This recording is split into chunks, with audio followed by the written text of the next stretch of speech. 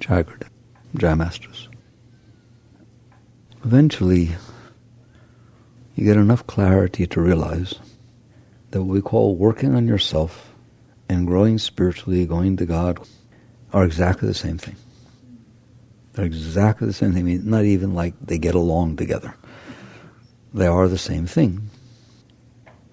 If you have a helium balloon with a gondola under it, and it's on the ground, tethered by ropes and stakes in the ground, but it's filled with hot air, it's filled with helium, whatever, its natural state is to rise. You don't need to do anything to make it so that it will rise. There's a reason it's not rising. And that reason is not because it's not its natural state. Its natural state is to go up. The reason it's not going up is because it's anchored. It's tethered. It's tied to something that doesn't allow it to go up. Some people make the gross mistake of thinking spirituality is about putting more helium in the balloon. Somehow getting it to go up, to want to go up. And others come to the deep realization that it's about cutting the tethers. It's about cutting the ropes that are binding it to the ground. If you cut the ropes that are binding to the ground, it's not like that's your first step. Now there's another step you must do. If you cut the ropes that are binding to the ground, you do nothing. It goes up by itself. That is the truth of life and of the spiritual path. There is a reason that one is not experiencing the unity, the oneness with all things. And there's a really, really good reason for that. And until you deal with the reason, you're wasting your time trying to have spiritual experiences or trying to meditate deep enough to touch something that's beyond yourself, because you'll never hold it. It'll be some experience that you had. So real growth, real spirituality, is about cutting the tethers, cutting the ties, releasing the anchor. But that's the kind of work that's not so romantic. People don't want to do it. But nowadays, it's beautiful. People are starting to do that work. So what is tying us down so that we can't ascend, so that we don't feel the natural force lifting us up? And the answer is very simple. We are. It is not anything else that is doing it. It is a literal, willful act that every one of us are doing to bind ourselves and tie ourselves down so we don't go up. So that's why it's awful funny when you say, I want to know God. Well, that's a lie. That's like saying, I want to go up, but you're holding on to the anchors that are keeping you down. Ramdas used to say it this way, I want to go up. It's a big difference, okay? I want to, right? Now, why are we doing that? Why are we doing that? Why would we do that? The answer is because at the core of your being, not at the deepest core, it's ready to go up, it's beautiful. But when you drop into the body, when the self, the consciousness, the awareness of being drops into the body, it loses itself. It gets disoriented. It doesn't know itself as itself. It gets amnesia. When people get amnesia, they're scared to death when they come to. It's a terribly uncomfortable situation to not know who you are, who your family is, where your house is, anything about you. I mean, that'd be pretty freaky, wouldn't it? That's what happens. And that is what's going on inside of you. So deepest at the core, not back to the self, to the Atman, to the clarity, to consciousness, but the moment the consciousness drops in, there's total disorientation. All right, now what? You try to get oriented. It's literally at a panic level. It's at a survival level. How do you try to get oriented? Interestingly enough, there is stuff coming in front of you. You've dropped into this body and the senses are picking up the world that's unfolding in front of you. So it comes in. That is your first experience of something other than yourself. You're the consciousness, the awareness. Now it's what are you conscious of? And I'm not going to go into it too deeply, but it's something you should, someday you'll experience what I'm talking about. So what you do, you, the indwelling being, the consciousness, the awareness of being, is you start to cling, to hold on to these objects that are passing through your consciousness. because you're not looking back up to where you came from, to the nature of your own being. What is the source of your consciousness? You're looking out, because that's what happens when you drop down and get bound.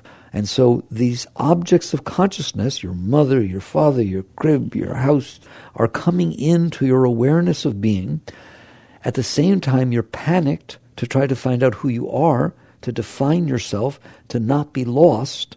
And so it is absolutely natural, and it will happen every single time, that you, the consciousness, I'm talking about you in there, hi, you in there? You will grab those objects that are external to you. You are the consciousness that is aware of those things, but they are closest to you. They have come in and they're manifesting inside your mind. You will start to grab those and define yourself based on the experiences you're having. That is as deep as it comes. I gave a talk the other day at the university, and it was entitled, Where Psychology and Spirituality Touch, Merge, where they meet. This is really where they meet. We didn't go that deep in that talk. Took a little deeper here. Literally, this is where psychology comes from. This is where your ego comes from. This is where your self-concept comes from. This is where all of that inner noise, I talk about that voice in your head, that's where it all comes from. It has nothing to do with you. You are the consciousness, the awareness of being. But because there's this sense of disorientation, this sense of lostness, this need to define oneself, you grab onto the objects that are closest to you, and those objects happen to be mental. They don't start off being mental, they start off being outside objects. But outside objects come in, you see them in your mind. I've already been through that with you. You understand that? You're not really looking out here. That's very important. You're not looking out here. What is happening is light is bouncing off of the objects out here, reflecting off of them, hitting your receptors, and being sent back through your optical nerves and rendering inside your mind. Right now, when you look at me, you are not looking at me. It is the same as when I watch a TV, I'm not really watching the ball game. The ball game is way over there in San Francisco. But it's being picked up, digitized, sent through the wires, and then rendering on my TV screen, and I'm watching the rendering. That is what's happening right now. You are not looking outside. Outside is coming in, and you are looking inside. Okay? It's pretty far out, isn't it? Things are not what they appear to be, are they? Nothing is. So you have learned depth perception. Your mind is brilliant. You've learned depth perception. You've learned all kinds of things. It's very important. You see how beautiful spirituality rests on top of truth, physics, science. There's nothing different about it. But we don't live that way. Most people have no idea that what I said is what's going on. So basically, light bounces off the objects outside. It stimulates the receptors, your optical sensors. It gets digitized, not digitized, but in a sense, turned into impulses, electrical impulses, gets sent up your nervous system, and then renders in your mind. So right now, look at me. Look, it's in there. You're looking in there. I know you don't feel like you are, but you are looking in there, right? And I can prove it to you. Close your eyes, then it can't come in. Turn off the lights, then it can't bounce. It's so true that it seems stupid to say. It is not that when you turn off the lights you can't see. It is that when you turn off the lights, the wavelength of the electromagnetic spectrum that your senses are able to pick up is not there. So the point is, it's all coming in. You are watching it inside. So when you first are born, when you first drop down onto this plane, hi, welcome, the first thing you experience is what's going on outside coming in, and it's passing before your consciousness. You're just, whoa, and you don't know who you are, and it scares the hell out of you. If you're in amnesia, you don't even know what's going on. Everything scares you because you don't know how to relate to it. You don't know how to relate to things, do you? What happens with new things? You get scared. And what happens if somebody doesn't behave the way you expected them to behave? You get scared. What happens if somebody who you don't like, they've always been an enemy for 5 years, you never said a nice word to it, all of a sudden walks up and says, oh, I like you so much. You get scared. You need to be able to relate to the objects that are unfolding in front of you. Otherwise, you get scared. I'm telling you why. That's the root. It's because you're disoriented. You're not centered comfortably within the self, within your sense of being.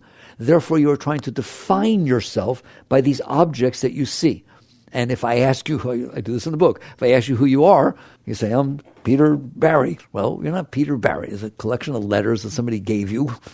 You're not a name. Okay, I'm so-and-so's wife. Very good. Who were you before you met him? You didn't exist? You're not somebody's wife. You're not a name. You're not the person who lives at 1522 Southwest 12th. Because if you move, you're still you. You're not a 23-year-old girl or woman. Why? Because someday you'll be 35 and it'll still be you. You are you.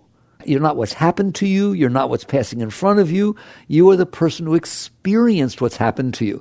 You are the person who's experiencing what's happening to you. Do you see the difference? But that's not how we live. And the reason we don't live like that is because we're scared. Can anybody relate to being scared in there? Hi. Scared is not the right word. If you let go of all the protection mechanisms that you've built around and all the things you've clung to and pulled around you and said, yes, I am such and such a wife and I'm this person's parent and I'm this and I'm that and I'm 25 years old and I'm attractive and people like me. Keep going. Oh, and I live over here and I won such and such an award and I'm good at music and on and on and on. Okay? And I ask you, how are you doing? You say, fine. Okay, what if I take all those things away? What if somebody walks up to you, you didn't win that award, I won that award. No, yes, I did. I won it. What if the house disappears? It's not that it burns down, that's too easy. It's that you drive home, you take a turn, you go and you pull up and the house is not there. Not that it's not there, it's an empty lot. There's no empty lot and there never was such a house. How you doing? I'm serious. I swear to God, if you're willing to sit through this, I like you. Pay attention to why it's so hard. I'm going to try to show you how to have a beautiful life. It can't be beautiful when you're doing this. Why? Because you're saying, I'm really not okay. I'm pretty panicked. I don't understand who I am in my relationship with anything. And the way I get to be okay is to define these relationships and hold them in place and say, this is what's going on. And as long as that's what's going on, I'm relatively okay. And the moment it's not going on, I'm not okay. And if it's really not going on, I'm really not okay. And if I even think that it might not go on, I get scared. That's not a spiritual life. That's a life of a lie. You are defining yourself as things that pass through your consciousness. I'm telling you, that's not who you are, ever. A light that's shining on things is not the thing it's shining on. It's just illuminating the thing. If you move something else in front of it, it'll shine on that. Move something else, it'll shine on that. So if the light identifies with what it's shining on, and you try to take the thing away, I'm dying, oh my God. No, you're not dying. The object is moving. The light doesn't change one iota. Your consciousness has nothing to do with what it's aware of. If I hold pictures in front of you, one after another, the pictures change, you don't. I can hang one picture, two pictures, three pictures, and you say, yeah, I saw that, yeah, I saw that. Who did? Who saw that? Because the pictures are different, but you're not, are you? You who saw them are the same. You are the consciousness that is seeing the picture. It's the same you who sees all the pictures. You know you saw them.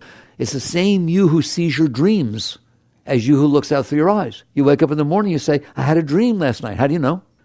If you weren't there, you wouldn't know. Were you the one who watched your dream? It's even deeper. You wake up and you say, I didn't dream last night. I went so deep. It was so peaceful. How do you know? How do you know? Because you are the consciousness, the awareness of being. Were you in there when you were 10? Did you have thoughts when you were 10? Did you have feelings when you were 10? Did you see things when you were 10? How do you know? Because you're still there. When you were 10 and you looked at a mirror, you looked out your eyes at a mirror, did your body look like it does now? No. Was it you who looked? Don't think about it. It's intuitive. There's only one of you in there. There are lots of thoughts. There are lots of objects that have passed by. There's lots of feelings, but you're the same one who feels all of them. If you come to me and you say, oh my God, since my friend left, my husband left, my person left, my heart hurts. I'm going to ask you a very simple question. How do you know? How do you know? Because you are the conscious being that is aware of the feelings that are coming out of your heart. Not because you are your heart. You don't even use the words. You say, my heart hurts. Who's this my that has a heart? My finger hurts. Who is this who has a finger? It's so intuitive, it's ridiculous. You are in there, and you have been in there from the beginning.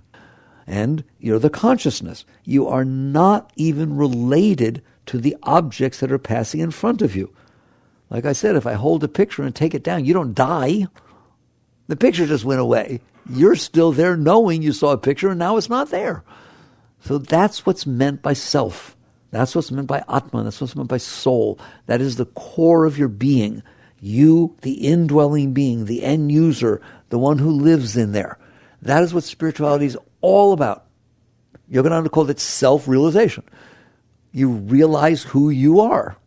But you can't now. Why? Because you have tied yourself to an anchor. What anchor? These objects have passed through your mind since you were young, and you clung to some of them, not all of them. I always tell you didn't cling to the white lines that pass by when you're driving, but you clung to some stuff, didn't you? Stuff that had an impression on you. You had a neat car when you were in high school. You're that kind of a person, right, with a sports car, whatever it was, right? You see that car now, 10 years later, you get all excited, don't you? You hung on to things. I'm the one that had the neat car. I'm the one that had this experience. Do you understand that? And you start building this model of yourself. Psychology calls it a self-concept. The self-concept is not the self. It's a concept of the self. It's a thought pattern. So you hold on. The bottom line is the reason you do it is because you're scared. You're disoriented. And so you start to, Buddhists call it clinging. You start to cling to or grab objects that are passing through your consciousness, through your mind, and you hold on to them and you build them in your mind. And you actually held on to a number of experiences, quite a number, that you've had in your past, and now you define yourself as that person. And what happens is you're in trouble if you do that. Everybody does it, don't feel bad, but I'm here to tell you you're in big trouble if you do that. Why? Because if I build this model of who I am, everybody better agree. Do you understand that? Because it's almost as though I'm putting myself up for sale every time I open my mouth, every time I get dressed, every time I go somewhere, every time I meet somebody, right? Because if I've made up that this is the person I am, and people don't relate to me that way, they don't treat me that way, they don't talk to me that way, it doesn't feel very good at all. It's not very supportive, is it? So what we end up doing is saying, this is what I've defined myself as. If you agree, you're my friend. If you really agree, you could be my spouse. But you have to sign on the line that you'll always support me.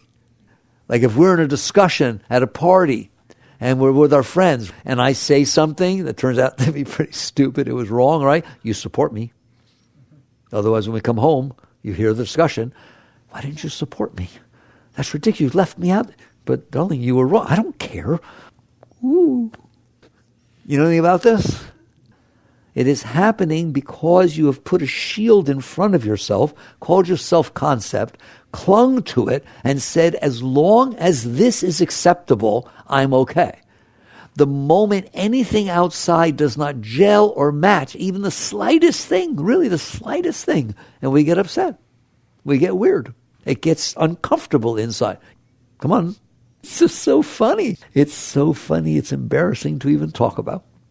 So what I want to explain to you is that discomfort you feel inside when somebody doesn't agree with you, when somebody doesn't say what you thought they'd say, when something isn't unfolding the way you thought it would, whatever it is, that basically you get uncomfortable. That discomfort that you feel inside is really the legacy, the vibration of that original panic of, I don't know who I am, I need to define myself in a sense of panic, and then you grab onto things. When the things don't support you, you fall back a little bit into that fear, into that insecurity, into that sense of lostness. Let me ask you a question, and don't answer me. Has it ever totally fallen apart on you? Have you ever had enough things happen outside, usually it's someone you love leaving you or something like that, or dying, something happening that is so against your self-concept, so different than what you anticipated or expected, that the inside collapses. And you almost like don't know who you are anymore, and you don't know how to relate to anybody, yes or no. That's everything I'm talking about. I know you don't want to experience that. I'm sure you don't even like talking about it. I want you to see where it comes from, and I want you to see where spirituality and psychology touch. It is consciousness, awareness, soul, Atman, spirit, descended God that gets lost when it drops into the body. It doesn't know itself as itself. It doesn't know its divine roots. It's just consciousness that's aware of what's going on in front of it. It's very confusing. And so it starts to cling. It starts to hold on. And you do it your entire life, not just when you're a baby. All right? You cling to all these things and you build this model. But behind it is why you're doing that. And that's the discomfort of not knowing yourself, of not knowing who you are. All right? At some point in your life, not most people's lives, but you guys are special. Some people wake up. They wake up and realize, this isn't very much fun. I'm tired of being scared. I'm tired of worrying about everything I say. I'm tired of worrying about what my hair looks like. I'm tired of worrying about whether I put the right clothes on that match what everybody else is wearing. I'm tired about worrying about the fact that I burped. I'm tired about the fact worrying about that my hair might get gray and then people don't like me. I'm tired of worrying about whether people that they're at where they said they were at, or they lying to me, or what's going to happen, blah, blah, blah, blah, blah. You just get tired of it. I get tired of it. I don't want to live like that. You wake up and you realize we're all sitting on this tiny little planet.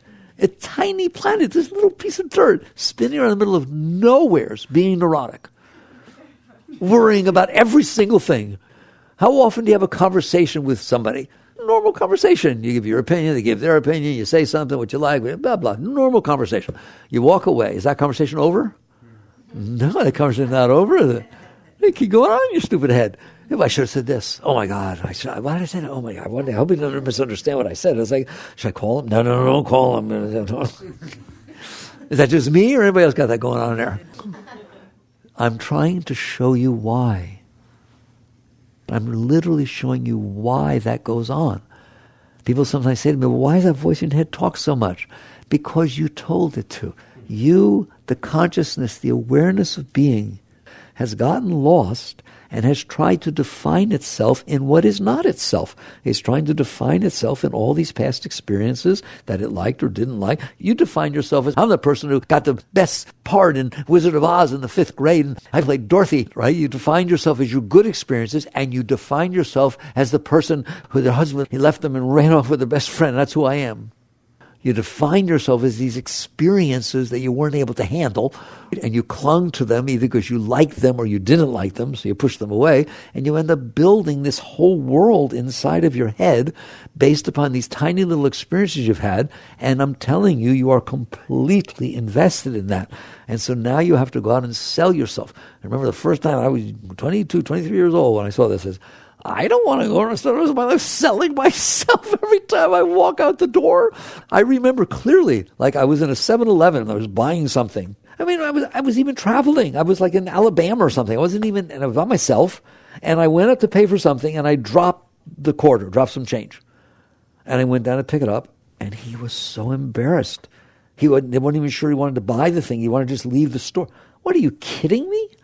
Are you serious? That you're going to be like that for the rest of your life, that you can't handle anything because you might look weird or something like that? And so I decided, no.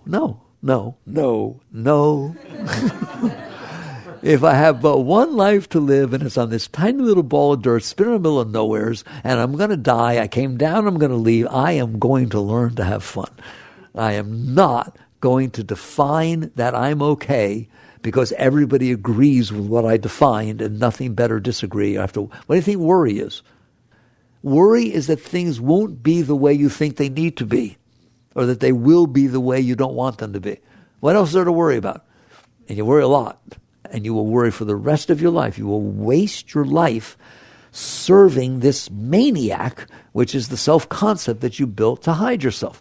Somebody once asked Yogananda, what is the ego? There's an enlightened being. You get to hear an amazing question they asked him. What is the ego? Master, what is the ego? He said, the masquerading self. In other words, you're the self. He fully knows, he's realized, you're the self, and you pulled this around yourself like a mask, this concept of yourself, and you're hiding inside of it, aren't you? There are people that if they live in a subdivision, and some weed grows up in the grass on the front lawn, they're embarrassed. They don't want the neighbors to see. If the house needs painting, if the house is not as nice as the remodel that happened next door, it gets uncomfortable, doesn't it? Everything makes you uncomfortable. Everything is a problem. It could be a problem. You don't want to live like that, because then you have to go out there and try to make everything be the way you think it needs to be for you to be okay. I'm going to repeat that. You have to go out there every minute of every day and try to make everything, every person, place, even the rain. It should rain when you want it to rain, and it shouldn't rain when you don't want it to rain. You have trouble with the weather. You have trouble with people. You have trouble with everything. And you're going to for the rest of your life unless you do something about it. You check your parents out, check your grandparents out. You just have trouble with different stuff. But it's going to be the same thing. If you're not okay inside, and you define a world based on your past experiences and how you define yourself, you define a world that has to be a certain way, and then you go out there and try to be okay by making everybody and everything be the way you want. Oh my God, I feel so sorry for you. Do you know what the probability is that you will get the moments unfolding in front of you to be the way you want? 0. The moments that are unfolding in front of you have causes. They have reasons that they are the way they are. Hundreds of billions of influences have come together over time and space, and they coalesce together and create the moment in front of you. It has nothing to do with what you want or not want. What did they sell you? A bill of goods that everything should be the way you want, and if you're doing something wrong if it's not. Come on, use your will, affirm. Are you crazy? If you sit there and told me right now you've never been to Paris, and there's a restaurant over in Paris that you've never been to, and you decide that what I want them to serve as a special tonight is something, right? What is the probability that they're going to serve that because you said you wanted it to be? 0. That's the probability of every single moment that unfolds in front of you, whether it's in Paris or here, being the way you decided you wanted it to be. Why would it be? Things are the way they are because of the forces that cause them to be that way. There's physics, there's chemistry, the weather is the way it is because of meteorology. It's just so funny, it's unbelievable. So the moment in front of you, I'm telling you, is no different than every other moment. There are moments that are the way they are because of the influences and forces that came before them that cause them to be that way. That's why every moment is the way it is. Not just the moment in front of you, the moment to your right, to your left, above, below, Mars, Saturn. So there's nothing special about this moment unfolding in front of you. It's not yours. You're just experiencing a moment that's unfolding in the universe. Moments are unfolding every single place in the universe, aren't they? Why is the moment in front of you different than every other moment? It's not. It's just that you want it to be. You would say, well, it's different because I don't have a way I want the other moments to be. Okay, good. Congratulations. Because that is the only difference. That you have made up how this moment that's unfolding in front of you should rain, it shouldn't rain. You should be nice, don't sit so close to her. Don't wear that color because my brother wore that color when he died. Blah, blah, blah, blah, blah, blah. And you just make up all this garbage inside your head based on your concepts from the past, and then you try to superimpose them on top of the moments happening in front of you. Well, it ain't going to work. There's no way that's going to work. You're going to be a nervous wreck. Because you have built inside of your cute little mind a concept of how things need to be for you to be okay. And now there's a real world unfolding out there. That'll make anybody anxious. It might not be the way I want. They might be talking about me not nicely. Anything might happen. I might get up to give my talk in front of the class. They might laugh at me. I mean, anything could happen. And so the next thing you know, you're a neurotic mess. Next thing you have all this anxiety. Because the only way you're going to be okay is if everything, every moment unfolding in front of you matches this concept you built inside. But the moments don't stay still, do they? There's always a new one. Every single second. If you understand nothing else, do you see why I'm saying it can't be the way you want? I'm not cursing you or anything. It is not possible that every moment that happens to unfold in front of you is going to be what you made up based on your past experiences. The moment in front of you has nothing to do with your past experiences. It has to do with science. It has to do with the forces that cause it to be the way it is. Your past experiences are inside your head. You just made up something in your head, and you stepped into reality that has nothing to do with you, and you're right, it's wrong. We do it all the time. So at some point, you wake up and you realize that's the anchor. That's the anchor. While you're doing that, and then you're out there manipulating, controlling, and fighting and worrying with the unfolding of reality, your make-believe fighting reality, you are tethered. You are tied. Every moment of your life, you're going to be scared. Every once in a while, something happens that's nice. What does it mean nice? It matches what you wanted. You're nice, he freaks out over. And you're nice today, you might have freaked out over yesterday. Just some different things happened, so you were more open to it. It has nothing to do with what's happening outside. It has to do with how what's happening outside matches what you built inside. There's no right or wrong or good or bad or any of that kind of stuff. There's a world unfolding based upon the forces that make it be the way it is. You happen to be looking in a certain direction, that's the part you see. Look somewhere else, you see another part. The question is, how does that part match that you made up about how everything needs to be for you to be okay? And you don't call it how it needs to be for me to be okay. You say how it should be, how it's supposed to be. And then you come there and you suffer. That's what Buddha said suffering was. You suffer because you have a way you want it to be. That was the second noble truth. The cause of suffering is desire. The cause of suffering is you have made up a way the world needs to be for you to be okay. And it's not behaving, is it? It's not being a good world. It's not behaving itself. People aren't saying what you want to hear. They're not doing what you want to do. Blah, blah, blah.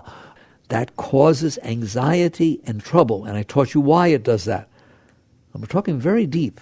It causes anxiety and suffering and trouble because behind your psyche, you're scared.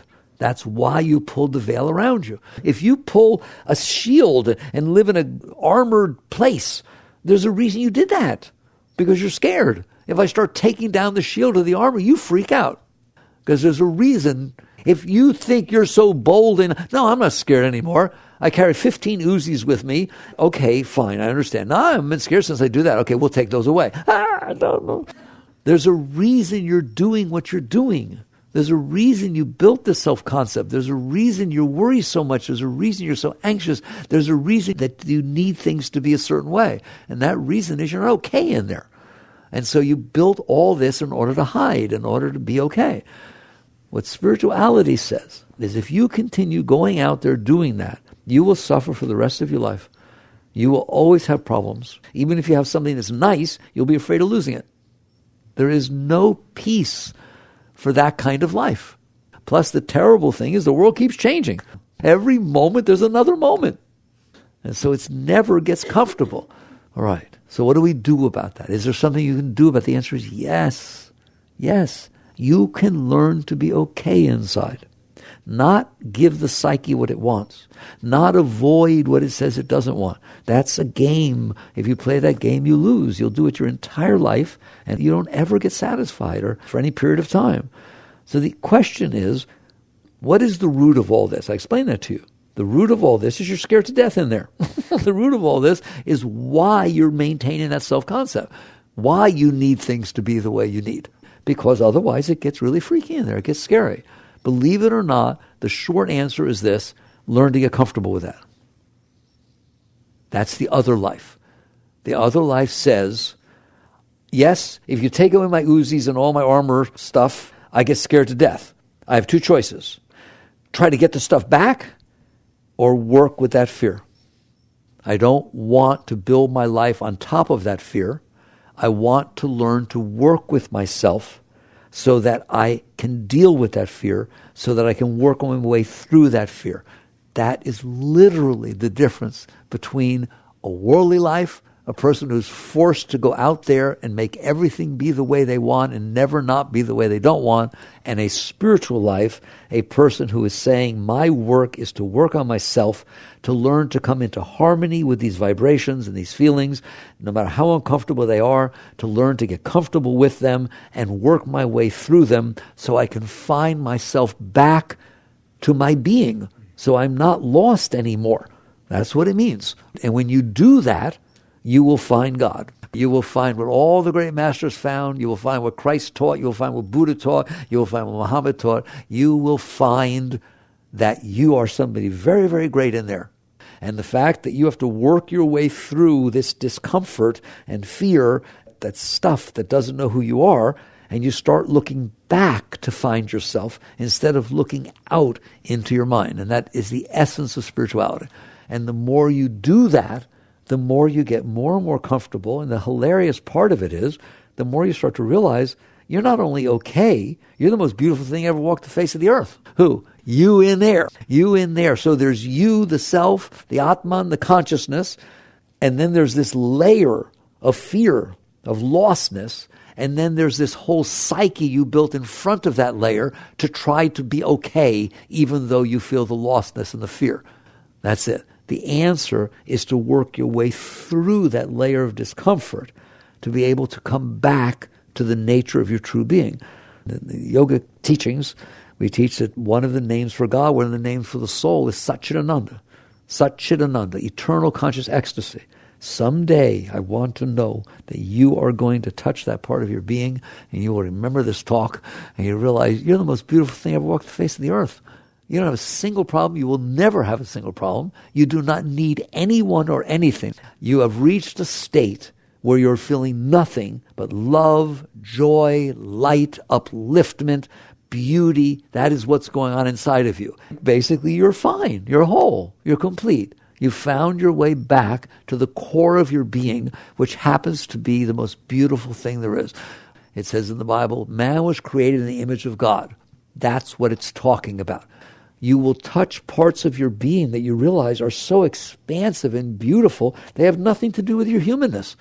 What a human is God lost. It drops down and builds all this garbage. If you let go of that, I'm going to talk to you how to do that. If you make the meaning and purpose of your life, you have a choice. Is the meaning and purpose of your life to manipulate and control the moment in front of you so you feel more comfortable with it and so it doesn't betray you and freak you out so you have to deal with that discomfort in there? Or is the meaning of your life to work your way back to the core of your being so you undid the reason for the rest of this? The ego falls off, just falls off. You no longer have problems with what people say. And people sit there and say, but why would you behave properly if you don't have all the fear and the social anxiety? If you are fine inside, I guarantee you're going to be fine outside. If you don't need anything from another person, you're not going to mistreat them. Why would you? You're fine. So the answer is not to build this psyche with all these super egos and concepts and all this junk. It's to free yourself completely back to the core of your being, where you're always being fed love, joy, light, then come out and deal with the world. Nobody's saying you don't deal with the world, but you don't deal with it from the point of view that it has to be the way I need it to be. Otherwise, I'm not okay. You deal with the world from the point of view as, I'm fine. I feel love. I feel joy. There's nothing else I could ever need. It's so beautiful inside. What I'm saying, take the most beautiful it's ever been inside. And I guarantee it happened because things were the way you wanted. You got everything exactly the way you wanted for what, 1 second? Right? And you just got high, didn't you? It's like, wow. It's like exciting. And oh my God. Like people win the lottery. Oh, they get all excited. Right? Or you fall in love with your wedding day and it's the first kiss. And there's some high stuff in there. You see a beautiful sunset that's so, everything's just right. It blows you away. Take that, multiply it times 1,000,000 and have it going on all the time. And nothing can ever take it away. And you know, I want you to know that nothing can ever take it away. You can leave it by getting involved in the garbage. I don't know why you would. Over time, you never will. And you'll realize that if I don't leave it, nothing can take it away. Everything's just passing before me. If I can handle that, then I get to stay in the bliss, in the ecstasy, in the high state. Now, how do I deal with the world? Now, when you come into the world, you don't need anything. You're fine. You're happy. You're filled with love. So you end up not taking things from the moment unfolding in front of you, not manipulating and needing things from the moment unfolding in front of you. You actually help and serve the moments in front of you. It's a totally natural thing. If I don't need anything from you and I'm not afraid of you and you're in front of me, that's the moment in front of me, it's more like, well, what can I do to help? I'm doing fine. That's called compassion. I'm doing fine. Can I lend a hand? Would you do it and want something back? I don't need anything. It's not like I'm going to renounce the fruits of my action. You can't even imagine anything that you could get from outside that would ever create anything close to what's already going on inside of you. That sounds a little different than the garbage down here, doesn't it? So you can either wallow in the garbage and try to make everything be the way your self-concept says it has to be, good luck, or do the work that's necessary to work your way through that layer of discomfort instead of trying to protect yourself from it by manipulating the world. All right? So, hope you hear me.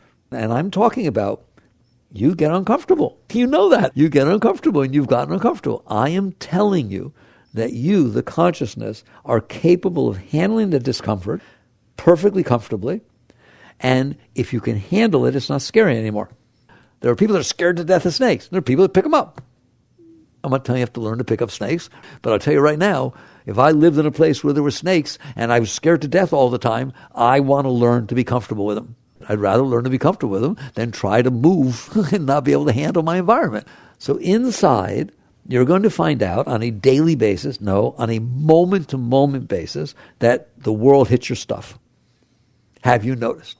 I give you the example I give you all the time. Somebody's driving in front of you. So funny. I teach it all the time, and it starts happening to me all the time. Literally, just the other day, someone is driving exactly 15 miles an hour below the speed limit, and I'm behind them, and I'm thinking of my talk. You deserve it. You give this talk all the time.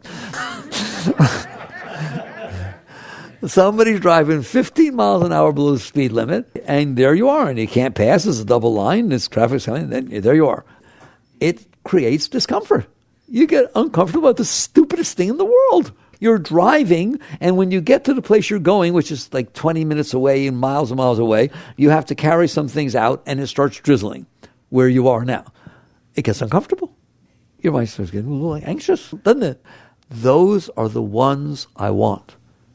Don't worry about the big ones. Don't worry about the big ones. Don't worry about what freaks you out completely, right? I want the tiny little ones that happen every moment of every day. It's just absolutely unbelievable how often that happens, right? That you get this little sense of discomfort, right? I want you to practice, learn. I know it's not natural. I want you to learn to be comfortable with that discomfort. I want you to make it a game. It's a video game, just like the kids play the video games, okay? They have fun. They get up to level 6, and they come all the way down. They laugh, and they go do it again, right? That's how I want you to be about the stuff inside of you. I want you to play with it. I want you to say, I am going to learn to handle these little things that are uncomfortable. How do you handle it? By literally, if you can handle something, you don't have to do anything about it. I don't need to do anything about the fact that the person in front of me is driving 15 miles an hour below the speed limit. If I can't pass them, there's nothing I can do. Am I okay that there's nothing I can do? Am I okay that this is a situation that I'm in? The natural tendency is it's not what I want, therefore I'm not okay. And it'll create that discomfort, right? Relax. Relax. You in there, practice relaxing in the face of the little tiny discomforts that everyday life creates. And do it more, and do it more, and do it all the time. Remember to do it all the time. Wait till you see what happens to your life. What will happen is all of a sudden these little things that used to create discomfort, and then you got all uncomfortable about the discomfort, and you told people about it, and you thought about it later, and it ruined your day because somebody was driving too slow in front of you. All of a sudden it just comes and goes, like it should. It just comes and goes, right? Big deal. Something is not the way you want. You poor little thing. It's just, there's going to be constant situations, that cause you a disturbance. Things that you can't do anything about. They're just moments that are passing by. I am begging you to do the work that is necessary to get comfortable with the fact that you got a little bit uncomfortable. Because then what it will do is it will pass through. And you will learn how to let things pass. You'll learn how to, what do I do if he gets uncomfortable? Things make him uncomfortable, right? I look at him, take a breath, and let him go. Just let it go like you would a child or something like that. I'm not going to invest myself in my discomfort. I'm not going to invest myself in my discomfort. I'm going to learn to release it. As you do that, you actually learn. You're capable of learning. You learn all kinds of things. Learn this. Learn to handle yourself. Learn to be comfortable when he or she, whoever's in there, gets uncomfortable. Because you're going to see it does it all the time. Just relax through it. Then all of a sudden something bigger will happen. And because you learned how to handle the smaller one, you won't realize that you're able to handle the bigger one. And then eventually your significant other says, I've been having some trouble. I want to talk tonight. And they say it in the morning on your way to work. That's not nice. And all of a sudden, you can handle it. All of a sudden, you look at it, it goes like this. It's okay, we'll talk tonight. And you let it go. And it goes. It doesn't stay in there. It doesn't ruin your day. And you actually come home, and all of a sudden, your significant other is sitting there, and she had some great day, or had some great day, and got a raise, and said, I thought you went, no, I'm sorry, I was just in a bad mood. And you would have ruined your whole day worrying about what was going to happen that night, wouldn't you? Wouldn't it be nice to be able to let it go and be able to deal with things healthfully? You are capable of doing that, but it means you work your way through the discomfort instead of devoting yourself to the discomfort, devoting yourself to doing something so the discomfort's not bothering you. Let me repeat that, because that's the essence of spirituality. Instead of devoting all of your will and your intelligence, your energy to figuring out how not to feel this discomfort or make it go away when I feel it or blame somebody or make sure it never happens again, whatever the heck it is, that's called devoting your life to the lowest part of your being. You devoted your life to your discomfort. Instead, you look at the discomfort and you say, I can handle you. I can handle that you exist. I can handle there's white lines on the road. I can handle cars drive by. I can handle that this feeling came up inside. And you just, I'm telling you, relax and you lean away from it. Relax, R&R, relax and release. You just relax inside. Relax. If you need to do mantra. I told you can just count. If you're not into spiritual stuff, just count. 1, 2, 3, 4. That is healthier than, oh, why did he do this? I wish he would drive faster. 1, 2, 3, 4. Really, you have the right to do these things. You've never exercised that right. You let the reaction to the discomfort run your life. I told you, you look forward to going to a party. You buy a dress or a shirt or something to wear, and you're all excited, and you go there and you get to the party, and all of a sudden your mind says, he sees something, Sally's over there, and you had a little argument with her last week, and all of a sudden the mind says, I don't want to see Sally. I really don't. I didn't like what she said. I'm not comfortable with it. It hurt me. I'm out of here. I don't want to be. And you actually leave. Oh, that's so embarrassing. You actually leave. That's unbelievable. You let the lowest part of your being run your life. Don't worry, everyone else does too. Why? That's ridiculous. Wouldn't it be nice to say, oh, there's Sally. Well, we'll see what happens this time. You can go about your business. And then have a nice time. How in the world can you let the fact that you had a little spat with Sally a week ago ruin this evening? No. Don't you dare let the lowest part of your being run your life. So what you learn to do is to say, I'm glad Sally's here, and I'm glad it hit my stuff, and I'm glad that discomfort's coming up because it's practice time.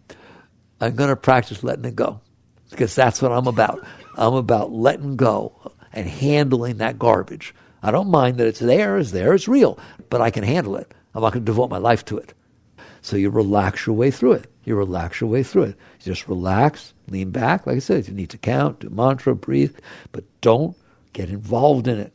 Don't give yourself to it. Relax through it. And then something bigger will happen. And next thing you know, you start feeling this joy that you never felt before. That's because you're not devoting yourself to the lowest part of your being. You're not hanging out with all these disturbed parts of your being. And all of a sudden you realize that you're getting higher. That's cutting. I started off by talking about the gondola with the hot air balloon. You're starting to cut the tethers. It's so neat. I talked about something very deep. Remember I said it's tethered down? Why does it not go up by itself? And I said I would teach you what the tether was. I did, didn't I? You are the tether. I said that, didn't I? I said, you're it. You are holding yourself down because you can't handle yourself. And so now you have to control and manipulate everybody because you can't handle yourself. Handle yourself. Learn to handle yourself. Use every single situation that used to make you freak out, that used to make you say weird things, that used to make you lie. Use it instead to let go. Don't suppress. Don't push it down. Welcome it. It's there, but I can handle this. It's like wind in your face. Some people can't handle wind in their face. They get all upset with the wind. They hold their hair down. I don't want to mess up, right? Some people love the wind blowing through their face. I like it. This is that. If you're the kind of person that can't handle these little weird things that come up inside of you, learn to enjoy them. Learn to let them just be energy that's blowing past the wind. It's just wind blowing. As you learn to let go, more and more energy is liberated from playing at that level. Like how much energy is being expended by that garbage coming up and then you fighting with it and then you going out there to manipulate everybody else to say they're sorry for what they said and better not see them again. You are wasting tremendous amounts of Shakti. Tremendous amounts of energy. When you stop doing that, all that energy comes up.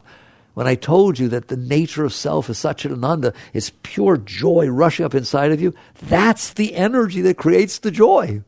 Right? It's just the most amazing thing in the world. So you need to learn to free yourself. That's what untethering your soul is. That's what the entire thing is about. If you do that work, you're doing the same thing as spiritual work, except it's the real spiritual work. So do you see that? I said they were the same thing, didn't I? And if you do the other and try to have a weekend experience or have this or that, it'll just be an experience you had. Oh, once I saw a light, it was so beautiful. I went into a tunnel. Okay, well, what about now? No, my wife's leaving me. Hear me. You do this work, and every state you reach becomes your permanent state. You become established. I don't want you going up and coming back down. It's a constant. Every day you grow. Every day you get higher. And eventually when you wake up in the morning, you'll wake up and sheer ecstasy will be pouring through your veins, wave upon wave. Why? Because that's where you were when you left here. You went through your subconscious, which is nothing left in it. There's just joy and beauty because you allowed life to be that. You didn't suppress all this stuff and hold it. The reason you suppress things is because you can't handle them. You don't suppress everything. You just suppress the things you can't handle. Go ask psychology. They'll tell you that. What's a traumatic experience? Something you really, really couldn't handle and don't even like to think about because it was that bad. Well, what's not a traumatic experience? Something that happened that you could handle. It's not the experience. It's your resistance to it. Once you can handle yourself and handle the different vibrations, your subconscious will cleanse. And the next thing you know, as you pass from waking state down into sleeping state and back, there won't be all this mess. When you wake up in the morning now, a lot of people have bad yickies. That's because the subconscious opened. And what's down there comes back up and you start feeling that. Instead, you'll feel joy and love and ecstasy.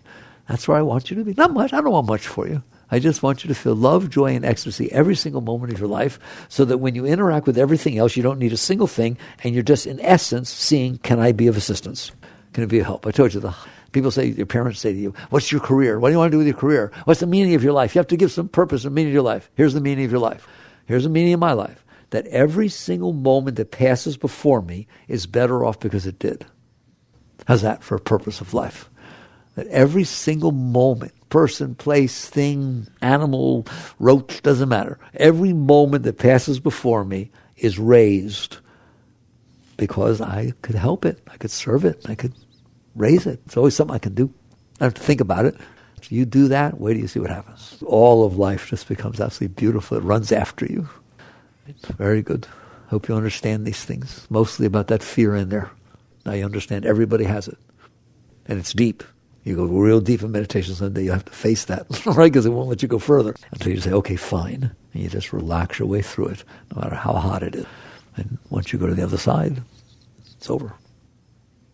Jagrata.